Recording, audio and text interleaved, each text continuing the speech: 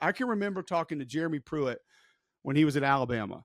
And we were talking about, he was, because we were talking about watching film, and he's like, Cole, these guys ain't like you were.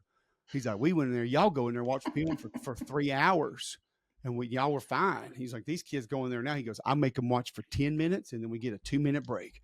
10 minutes, and we get a 2-minute break. And I'm sitting there going, God, that would have been amazing.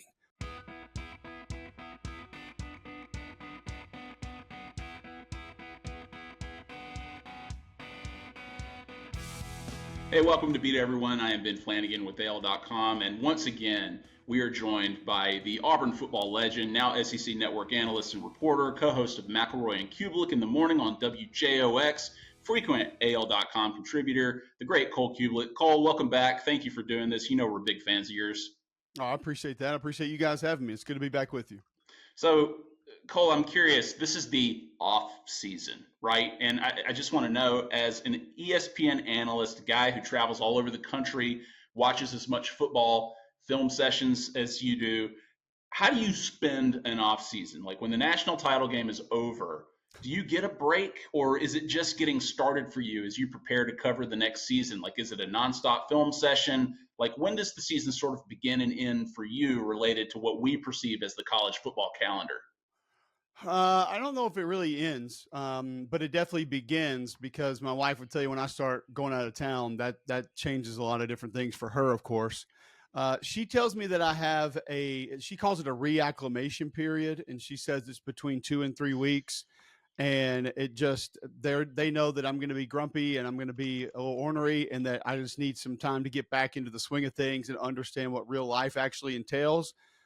With responsibilities like taking the garbage out, taking kids to school, picking kids up, taking kids to practice, not laying around all day in bed if you actually had the opportunity to do that. So it was funny because I mentioned that to McElroy on the show the other day, and he goes, yeah, my wife basically says the same thing. She doesn't call it that, but yeah, there's like this acclimation period of almost a month where you just sort of decompress and figure out, okay, I'm a member of the real world again. I can actually do things.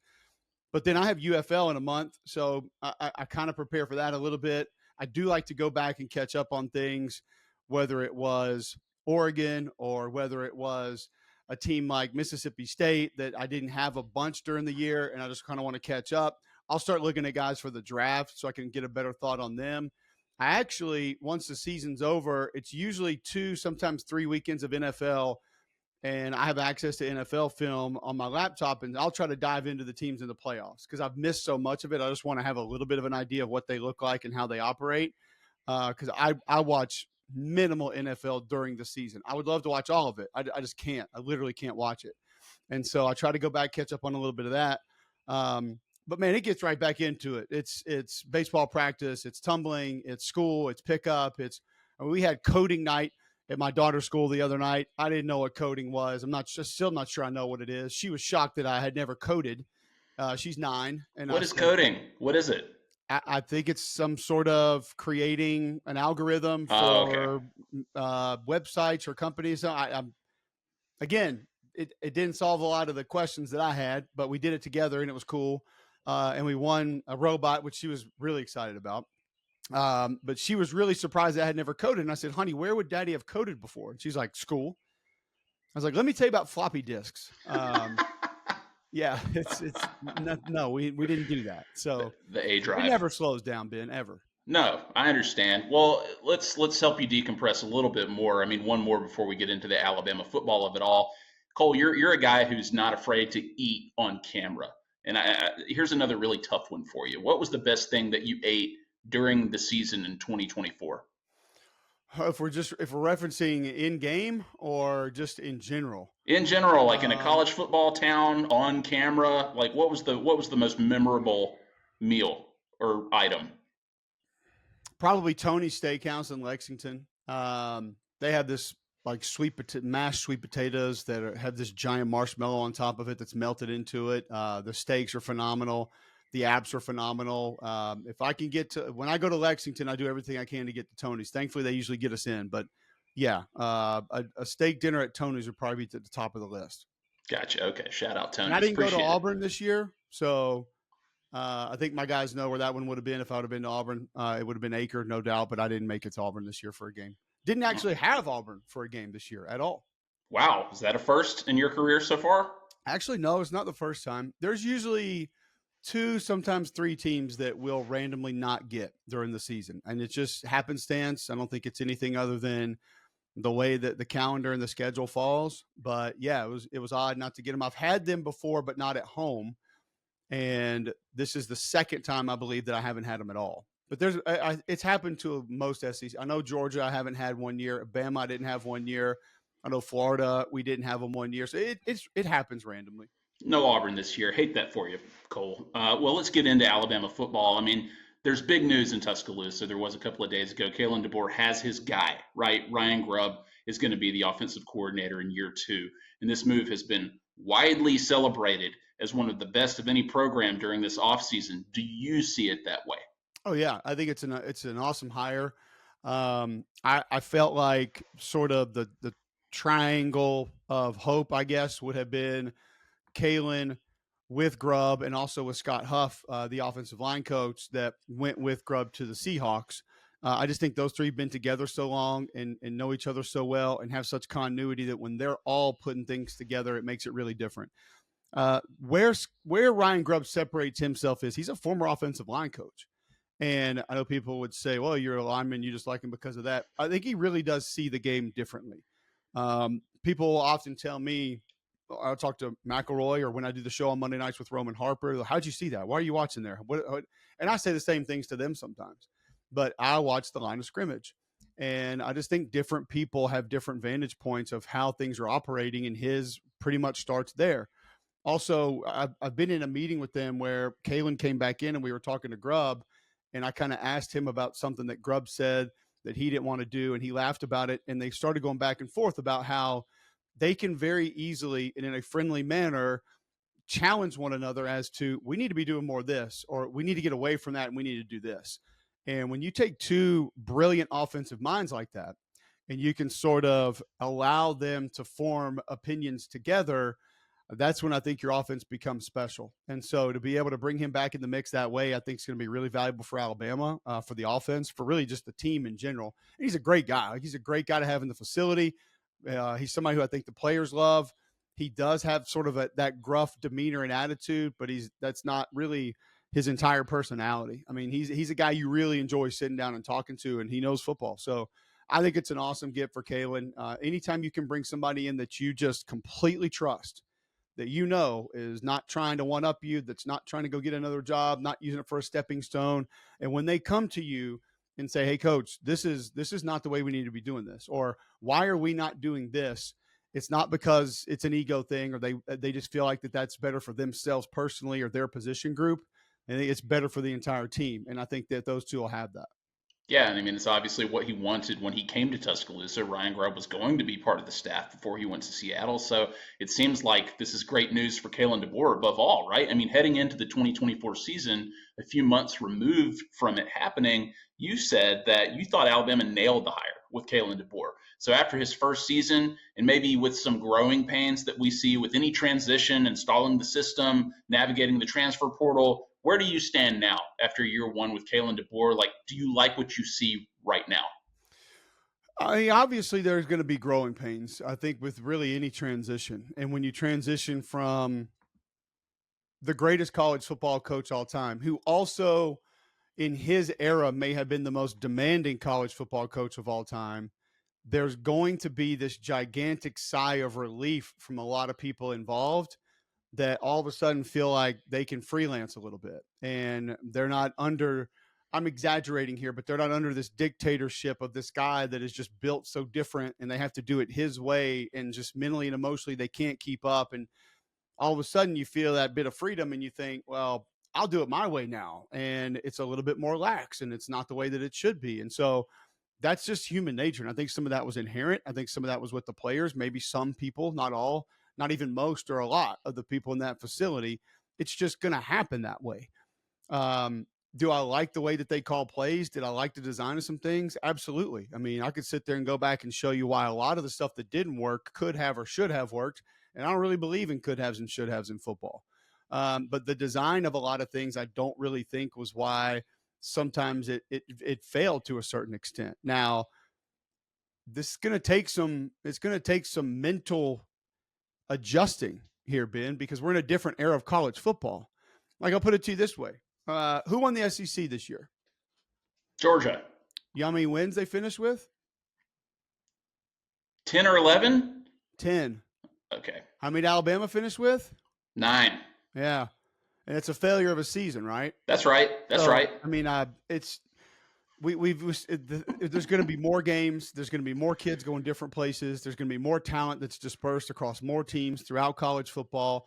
Different teams are finding different advantages. They just passed some new legislation again in the state of Georgia for kids to be able to receive NIL in different ways, and apparently that's going to benefit Georgia and Georgia Tech's program more so than a lot of other states have at their disposal. Eli Drinkwitz did a great job going to the governor of Missouri and being able to find ways to be able to help his team benefit from NIL in the state of Missouri. So I hate to say it's not a level playing field, because that's not always been applicable to Alabama. In a lot of ways, it's still not, because of the tradition, because of the fan base, because of the support, because of the resources. But that also means that you got to change, and you got to find ways to do it in somewhat of a different way that's going to help you be successful. All in all, I love what I saw from Kalen this year. I would have, the one thing that I probably did not feel great about was I felt like they could have been a little more ground and pound at different times this year. I think he would sit here and tell you the exact same thing.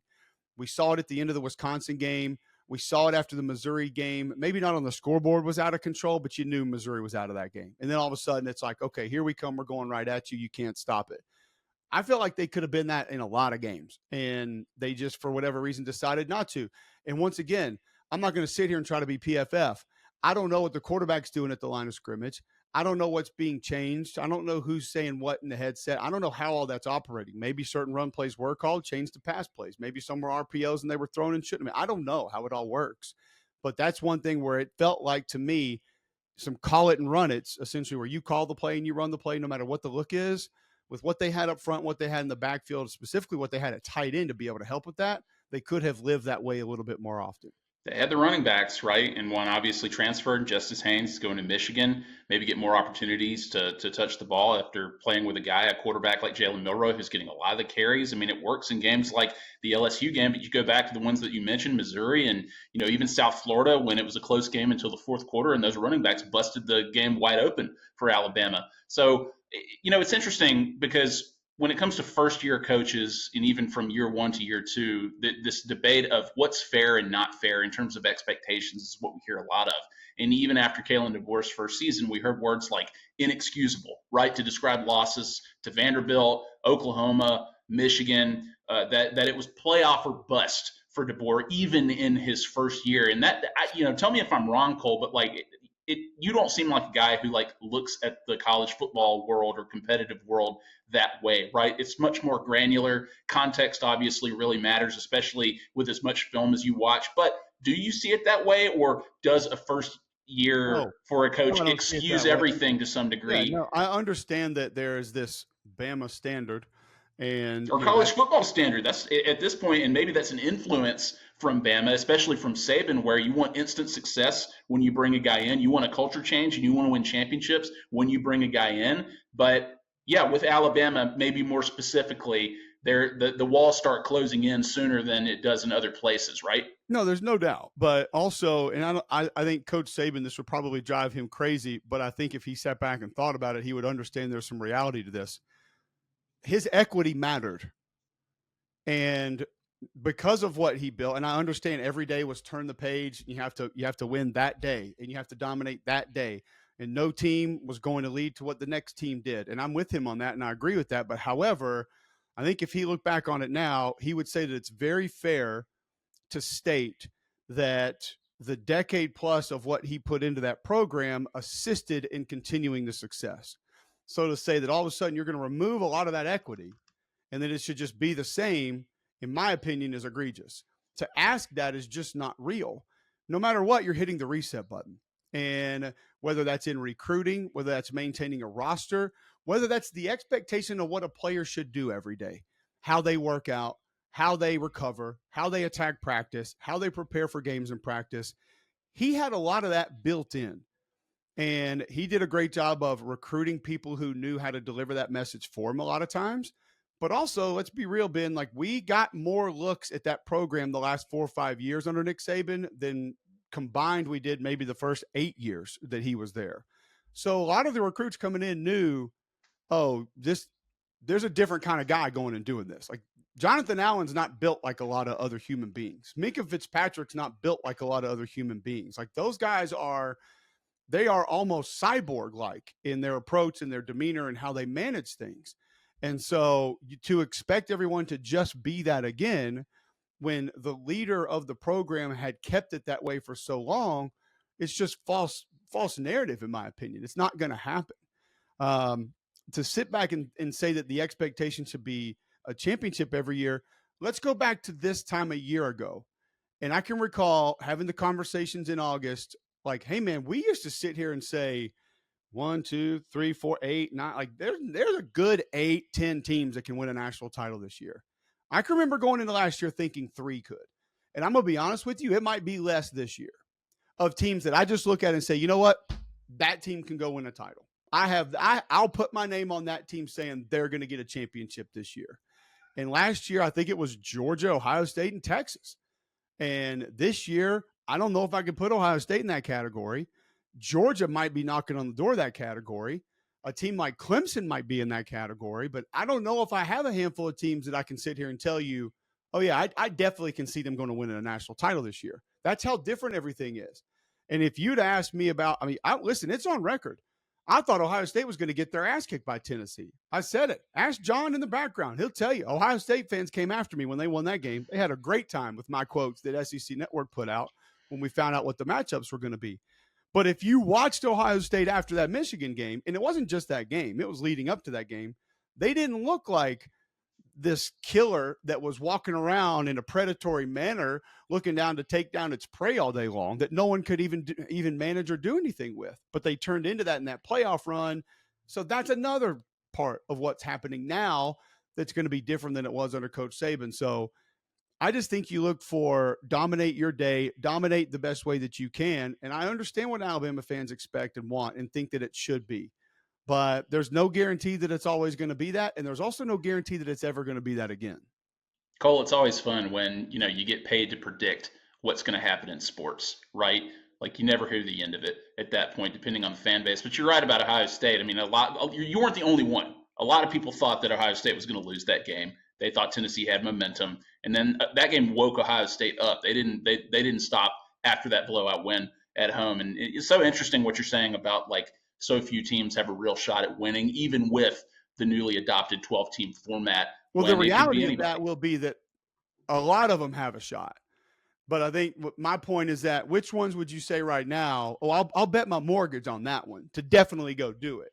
And that's what's different than 3 years ago, 5 years ago, 8 years ago is that even during the Bama runs, I mean, we would look at Clemson and we would look at Ohio State and maybe a Miami team or a Florida State team, and we would say, oh yeah, I could see the USC. They could go do that. LSU could go do that.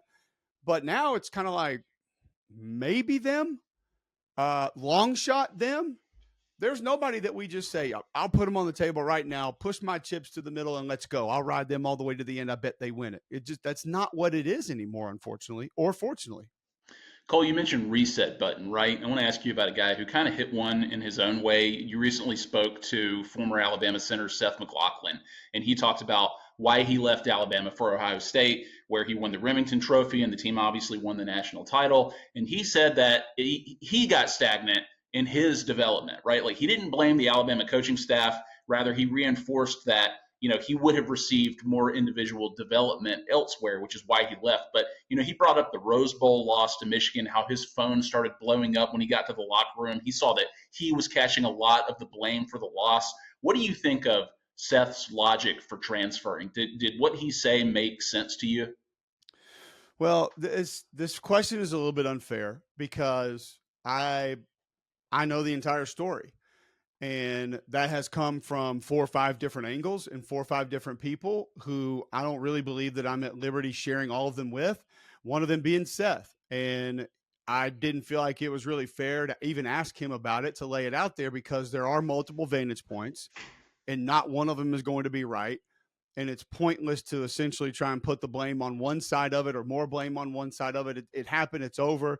The perception of that's probably not going to change for most people. So I didn't feel like I even wanted to try to put him through it. The development part I thought was very interesting. However, when you listen to him go into it a little bit further in the interview, it did make sense in that he was one of the most experienced guys. There were other pieces of that offensive line that needed help, needed extra coaching, needed assistance. And then if you considered the fact that maybe even the newer pieces that didn't have a spot, let's say they didn't have a spot down on paper, as in, all right, this has got to be our left tackle, guys. Like, he's not ready, but he's going to be our left tackle. Well, then what if that's two guys that you're uncertain of? Like, maybe it's player A, and it's not him, it's going to be player B. Sometimes it's player A, Ben, and it's just never going to be great, and you have to circumvent it, and you have to feel it out and understand it and just work with it. Sometimes it might be him, it might be him. And you know what? If this guy comes along in the next 2 weeks, he's got the ability, maybe we'll give him a shot. Well, now you're giving three guys reps, and you're trying to work with those guys to get them all ready. And then if there's two guards over here that have to get ready, and they're not necessarily up to speed where they need to be, or a backup center that's never played it before, all of that individual coaching and time and effort goes there. So I can see where that could be a part of someone's, quote, development that they looked at and said, and honestly, the Bo Nix theory is kind of what I bring up here. Because people always ask me all the time, like, man, like, why couldn't it work at Auburn? Why wasn't it there? Like, we don't ever understand situationally what things are. That includes mentally, emotionally, perceptionally, how you look at a coach, how you think a coach looks at you. And I promise you that can go a long way in how you receive coaching. If you think your coach is attacking you every day, you're probably not accepting that message of what actually needs to be done to get better. If you're going in defensive and you're going in thinking this guy just doesn't like me and he's trying to run me out of here, like, you ain't getting better. And you're not going to go out there and do the things necessary that he's asking you to do the way that they need to be done, because you're just pissed off. And that's just, listen, I get defensive. My wife gets on me all the time. She's like, don't get mad, just do it and figure it out. And it's like, yes, you're right. We need to hear that sometimes. And so there's a lot that can go into that. I don't think it was Nick Saban saying, hey, leave Seth McLaughlin alone. He'll be fine. Work with the other guys. It's not like that. It's just that situationally there's a lot going on. And let's be real. He referenced it. People giving out his address, people calling him, people DMing him. That kind of shit gets old, man. Like, there comes a point in time when you're like, enough's enough. I got to walk. Like, I can't do this anymore. And it's why I wanted to follow up the question with him just about the phones with today's college football players, because it's wild the amount of times that I see players about to play a game hooked on their phones, like locked into their phones in uniforms. And you're just thinking, man, like that, I didn't have to deal with that. So I don't even know what that would be like, but that has to be an absolute Royal Rumble for a head coach every day to just sit there and say, how are we going to get I can remember talking to Jeremy Pruitt when he was at Alabama, and we were talking about, because we were talking about watching film, and he's like, Cole, these guys ain't like you were. He's like, we went in there, y'all go in there, watch film for 3 hours. And y'all were fine. He's like, these kids go in there now. He goes, I make them watch for 10 minutes, and then we get a 2-minute break. 10 minutes, and we get a 2-minute break. And I'm sitting there going, God, that would have been amazing. Like, you go watch like 2 series or 4 series, and all of a sudden I get to walk around and come back. Like, we were grinding for hours. And I'm not trying to do I walk to school uphill in the snow, back and forth, barefoot, whatever. It's just different. So I can't even reference to how to a certain extent, I can tell you how it gets to me. Once again, my wife will tell me, she's like, hey, that thing is affecting your personality right now. Put it down. Like, when something happened after Ohio State, Tennessee, I knew right then when that game was over, I said, not tonight. Just not doing it. I knew what was coming. I just said, we're going to leave you over there and we're going to go do something else. And we'll worry about that tomorrow. So I think there's just a lot more that goes into it than thinking a kid had 3 or 4 bad snaps. Yeah, look. I like that he opened up about it. I like that he gave a specific answer, and he pulled back the curtain a little bit on like why a player might transfer from a school, where it's not just the perception that, oh, they're going to get more money wherever they go, right? Like, there's something personal going on. There's something related to their development where they want to reach the next level. They want to improve as a player that's going on. And look, like, I don't blame kids for transferring at this point. It just is what it is. And if it is money, go get the best deal that you possibly can while you still can in the NIL era, right? Like while it's the wild, wild west, as people are referring to it now. But there are cases like his too, where it's just like, look, like this isn't the best football situation for me, and maybe it's not psychologically the best situation for me in the aftermath of what happened in the Rose Bowl. I noticed that you said Royal Rumble. It happened a few days ago. I doubt that's a coincidence. And then you threw in the Jeremy Pruitt impression too. I was not expecting that. So thank you for sharing that. I got some of the best Jeremy Pruitt stories you've ever heard, but we'll ask for more of that. I can't say them on this podcast. Well, we'll see. We'll see what we can get out of you. Well, there are, real quick though, there are guys that do this. I'll just say right. And like he said, he went and talked to Coach Saban. Coach Saban told him he wanted to stay. I brought up the Bo Nix situation. That ended up working out really well for him. And I actually talked to Brian Harsin about that way after the fact. And he goes, you know what? It was a mutual separation and he needed it. He said, he said, I don't even know how much he needed it mentally and emotionally. He said the pressure was just so great. And that's where I think you saw some of the petulance and some of the attitude begin to look very negative because there was so much on him. And I haven't talked to him about it. I have no idea. But I think the perception was, well, look at this kid. He's acting like a 4-year-old. But then the reality very well could have been he's hearing about it from so many people every day. Like, why are you not winning? Why are you not as good as your dad? Like, why are you not beating Alabama? Like that, once again, that gets old. And you're like, you know what? I'm going to go to as far that way to play college football as I can. So I don't have to deal with this anymore. And he kind of got it turned around, similar to Seth. Like Seth, he didn't need to get anything turned around, but he had a great year while he played before he got injured. I hate that he got injured, but the portal's reputation right now are the guys that are leaving every other year, or the guys that are leaving twice in a year, or the guys that go somewhere and they literally haven't even moved into their apartment. And then you hear that they're going to go somewhere else, or a guy that goes somewhere for the spring semester and he actually plays football at a different school in the fall semester. Like those are the ones we look at and say, all right, this is dumb. What are we doing here? But it can be used in a way that is beneficial for everyone. It's just that we only focus on a lot of, and listen, I think the portal is the biggest problem we have in college football, but it's the abusers, not the ones that are taking advantage of it to better themselves because maybe wherever they are, they've just hit the end of the road there and they feel like they need to try something different. And he's a guy who obviously still has love for Alabama. It's part of his identity still. I mean, what was he doing after Ohio State beat Tennessee on the sideline? Remember, he was smoking a cigar, right? Like, and what hat was he wearing when you talked to him during that interview? It said, run the damn ball, right? Which is a phrase that I'm sure that a lot of people have adopted, but it was very popular at Alabama for a long time. So, I'm glad things worked out for Seth McLaughlin. And, you played the position that he plays, right? Like in chemistry is obviously something that a center and quarterback must develop. And I wonder from your perspective, a guy who did it, right? Like, how does that normally work? Like, are those positions any closer than others on the team? Like it's more complicated than I'm sure to say, like, the quarterback says, I say hike, you snap the ball, right? Like, what are the key components to making that dynamic be the best that it can be on game day? I think most of those relationships are different.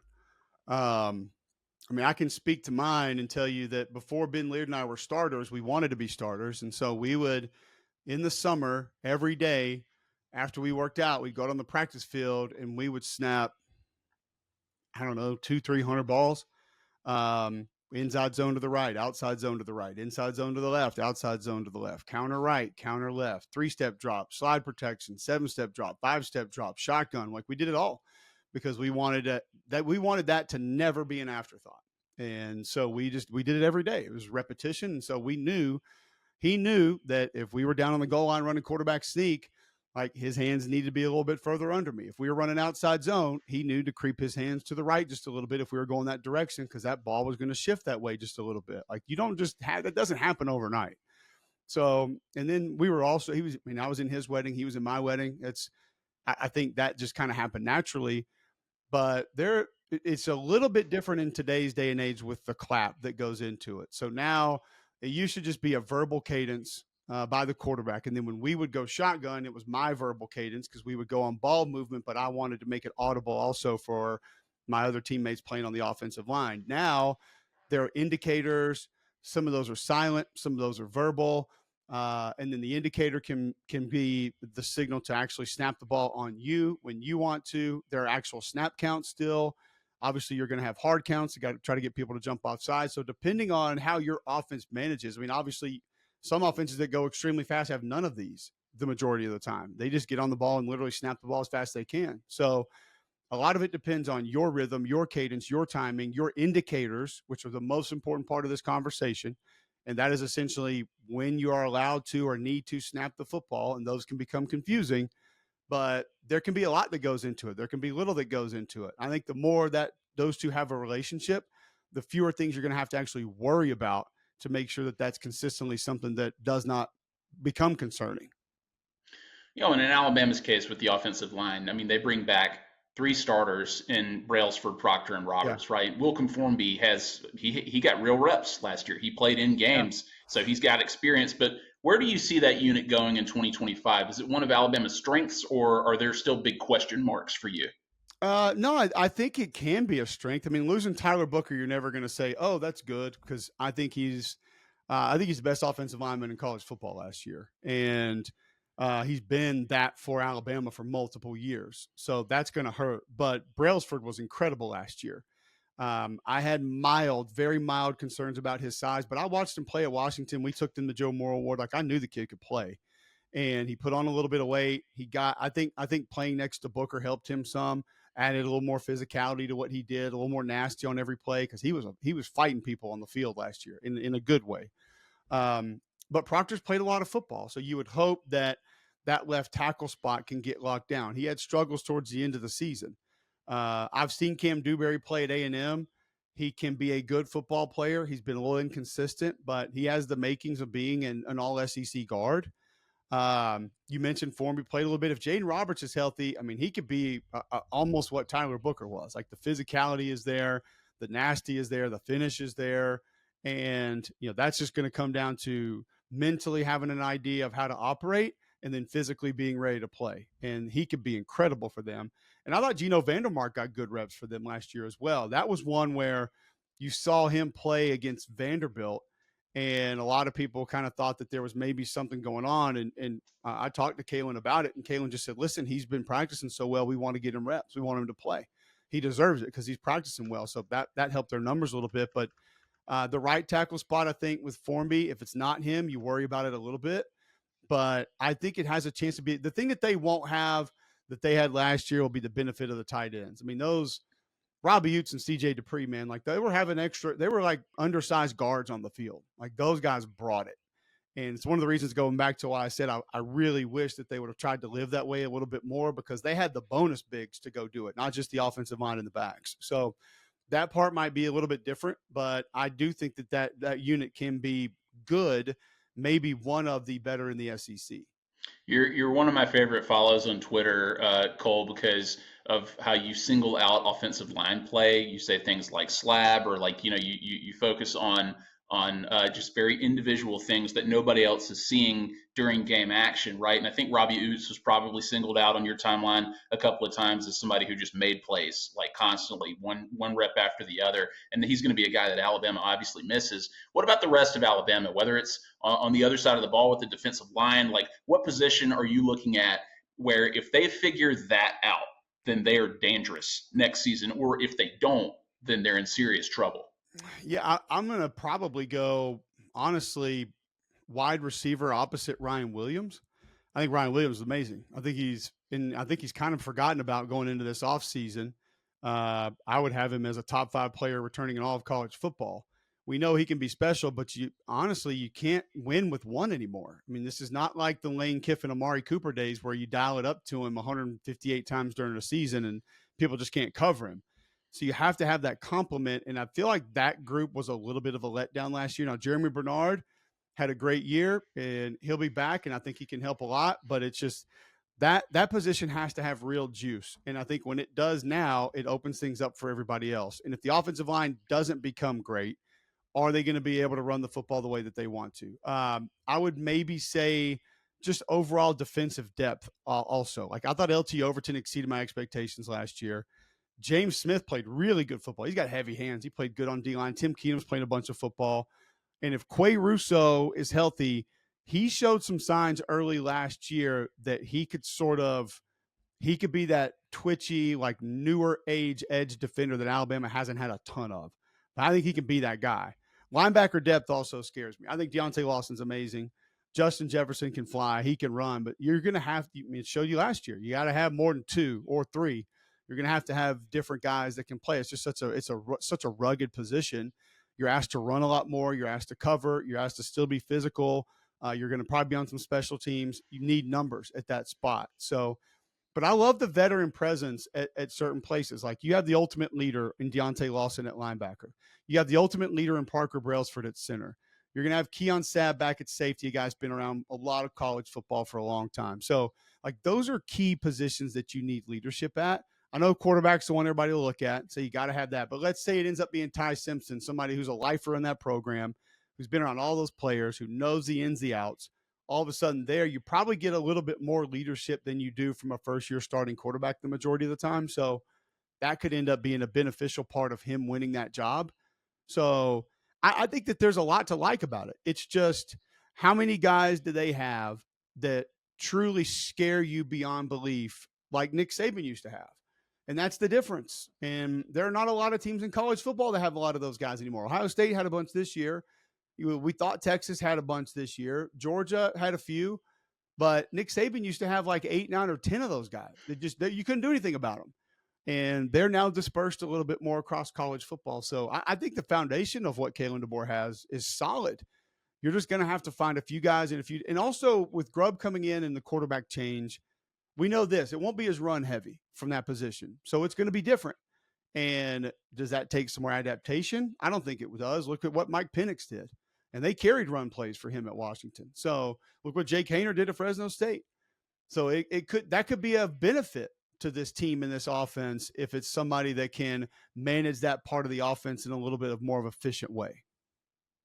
Well, we're a ways away from seeing it all, come together and seeing these guys back on the field and what year 2 looks like. But we're in the middle of basketball season, Cole. And as you know, we are only days away from the most anticipated, to use a phrase that you love, Iron Bowl of basketball of our lifetimes, maybe ever in the history of these programs. And, I wonder, as a guy who is part of Auburn's football history and tradition, and in a rivalry where football always overshadowed basketball, what's it like to see these two programs having this type of success at the same time? Well, I don't know what the other thing you referenced is. I've never heard of that, and that's not a real thing. The Iron Bowl is a football game. But I love watching Bruce Pearl's teams, plural. I love watching this team, especially considering that they do it with a little bit bigger bodies and a little more physicality. I got a text from a couple Oklahoma fans last night, just be like, man, that was a bloodbath. And I reflected on this team a little bit, and I feel like they have just the right mix of like, don't give a rip and know exactly how to handle things. And it's pretty apparent with how things happened later in that game last night. They're going to have to manage some of that down the road, but they've got the perimeter game that they didn't have last year. They've got the inside game that they haven't had some other years. And I think most of all, they just got grown-ups. I mean, Dylan Cardwell, Janai Broome, those guys have been around for a long time. Like, they just understand all of it. And then you have, just a dynamo who's coming off the bench at, I guess, point guard, that in Petaway, who's just unbelievable in so many different ways. So, and they have role players. Bruce does such a good job of just managing the expectation of the team and what's going to happen, what should happen, why it happens. But man, this having these two teams in the top 5 for the majority of this season has been wild. It's just, we've seen great Bama runs. We've seen some good Auburn runs. We haven't seen like this, what we've seen the last couple of years, consistently go. And it makes it more fun. It makes the rivalry better. It makes living in Birmingham better, doing sports radio in Birmingham better. I have a ton of respect for Nate Oates. I've had a ton of great conversations with him. Do I want him to be good? No. I'll just be honest. It has nothing to do with Nate Oates. But, I want Auburn to win that game. So that's just kind of the reality of it. But it is cool to see them both doing as well as they are. Well, yeah. We get tired of just handing that thing like Duke and Carolina and Kansas. It's like enough already. Like, we want a little bit of that. And it feels like we got it Auburn. Now. Duke did beat Auburn, though, right? That's their only loss this year, right? So Duke's still in it. Auburn knows. Oh, no, in it. But I'm just saying, like, as far as national coverage and only good teams, like, I grew up Michigan, UCLA, Kentucky. It's like Sure. enough already. Like we're ready for some new blood here. And it's pretty cool that it's Auburn and Alabama that are taking some of it. And it's probably, look, I mean, it's possible that game's 1 versus 2, right? Like if both of Yeah. these teams handle their business before February 15th, and then you've got what has to be the biggest game in this state's history in college basketball. So that's going to be really exciting. Okay, Cole, we're going to get you out of here on this. You said you didn't watch hardly any NFL during the season because of all the other film you're having to watch, the analysis you're having to do. Super Bowl's on Sunday. If you have a pick you're willing to share, who's it going to be? I had a fun conversation. A couple of the dads roped me and my son into fantasy football this year. I had tried it one other year, despised it. I do not want to raise a fantasy football fan, but I kind of thought maybe it's a way for me and my 7-year-old to, enjoy football together just a little bit more. It ended up being pretty cool. We didn't spend a ton of time on it, but it got him more familiar with more players. And so through the playoffs, we've been kind of picking games and talking about games. And last weekend we picked the championship games, and he was. It is really odd how last year at school pickup it was Pat Mahomes jerseys everywhere. This year at school pickup, it's like Josh Allen jerseys everywhere. Like he is like all of a sudden the kid favorite now. And so I have a brother-in-law, Nico Javino, who is a massive Bills fan, grew up in Buffalo. And so I think he kind of wore off them at Christmas a little bit too. And they were him and my 4-year-old were super confident Buffalo was going to win that game. And right before the game, they kind of turned to me and I said, listen, kids, you don't bet against Patrick Mahomes. Okay. And I had such a proud dad moment. Actually, on the way to school today, we were talking about Super Bowl this weekend. I said, y'all got picks yet? And my 7-year-old leaned over and he said, Dad, don't pick against Patrick Mahomes. And I was like, there you go. I ain't betting against Mahomes. So, yeah, I'll take the Chiefs. I buy that logic. Look, I'm kind of hoping Philadelphia wins. Better story. We're obviously big Jalen Hurts fans around here. Devontae Smith, Landon Dickerson. I'm sure you're a fan of that guy. But yeah, I'm with you. I mean, like head says you never bet against that guy. And I think Philadelphia has the better roster. I think overall, when you look at Saquon, what he's added, obviously A.J. Brown, you mentioned Devonta. I mean, it's just like they have the better roster, but it's Patrick Mahomes, man. Like, yeah, they can win. They can win. Oh, yeah. Will they win? I don't know. Well, look, I mean, Cole, like, you've been so generous with your time. You can find Cole Cubelic on the SEC Network. Listen to McElroy and Cubelic in the morning, weekday morning, 7 a.m. to 10 a.m. on WJOX. Cole, we're big fans of yours. Thank you so much for doing this, man. I appreciate you guys having me.